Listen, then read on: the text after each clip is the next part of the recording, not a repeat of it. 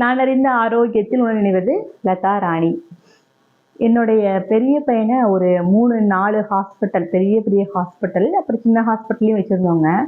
அந்த 4 ஹாஸ்பிட்டலில் நாங்கள் வச்சுருக்கும் போதுமே அந்த ஹாஸ்பிட்டலுக்கு பக்கத்தில் ஒரு பெரிய கட்டடங்கள் எல்லாமே கட்டிகிட்டு இருந்தாங்க. அப்போது நான் நினச்சேன் அதுக்கு ரிலேட்டடாக தான் ஏதோ ஒரு வரும் அப்படின்னு நினச்சிட்டு இருந்தேன்.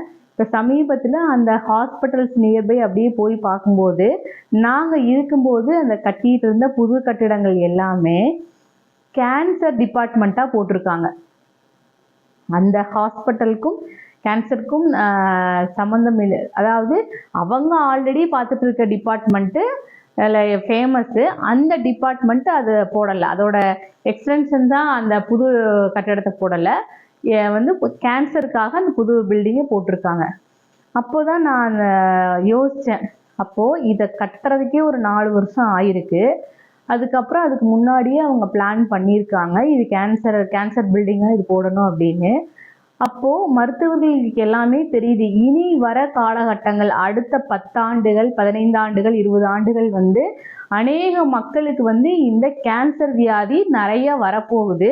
ஸோ இப்போ இருந்தே நம்ம இதை கட்டிட்டோம்னா நம்மளுடைய மருத்துவமனை ரொம்ப பிரபலம், இந்த நோய்க்காக பிரபலம் ஆயிரும் அப்படிங்கிற ஒரு நோக்கம் வந்து ஒரு 5 வருடங்களுக்கு முன்பே அவங்க இருந்து தான் அதுக்கான கட்டிடங்களை அதை கட்டியிருக்கிறாங்க. அப்போது மருத்துவர்களுக்கு அந்த முன்னெச்சரிக்கை இருக்குது, இனி வர காலகட்டங்களில் அனைவருக்கும் புற்றுநோய் வரும், அதற்குண்டான சிகிச்சையை நம்ம இப்போவே செய்யணுங்கிற ஒரு முன்னெச்சரிக்கை மருத்துவர்களாகிய அனைவருக்கும் இருக்குது. ஆனால் மக்களாகிய நமக்கு இது இருக்கா அப்படிங்கிறது தான் கேள்வி. பார்த்திங்கன்னா என்னுடைய அம்மா மார்பக புற்றுநோயினால் இறந்தாங்க. அதனுடைய விழிப்புணர்வு தான் நான் இந்த மூச்சு பயிற்சியை கற்றுக்கிட்டு இதை பற்றி பேசினேன். அப்போ எங்கள் உறவினர்கள்லேயே 2 பேர், ஒருத்தர் வந்து நுரையீரல் புற்றுநோய், இன்னொன்று வந்து தொண்டை மற்றும் வாய் புற்றுநோயினால் பாதிக்கப்பட்டிருக்காங்க.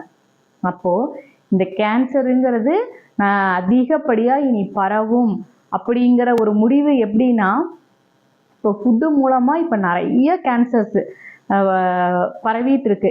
இப்போ அதிகமாக, அதாவது வாய்ப்புற்று நுரையீரல் புற்று, இந்த ரெண்டுமே அவங்க 2 பேருமே ஏற்பட்ட ஒரு சில புகைப்பிடித்தல், அப்புறம் அந்த பாக்குப்படுற இந்த பழக்கங்கள்னால அந்த கேன்சர் வருது. ஆனால் இனி அதிகப்படியான கேன்சர் எதுக்காக வரும்னு பார்த்துட்டிங்கன்னா, நம்ம சாப்பிட்ற ஃபுட்டுனால தான் கேன்சர் வருது. அதாவது ஒரு பர்கர், பீஸா, அதுக்கப்புறம் இன்னும் 2-3 சில உணவு வகைகள்லாம் பார்த்திங்கன்னா 200 250 கொடுத்து வாங்குறதுக்கு தயாராக இருக்கிறோம்.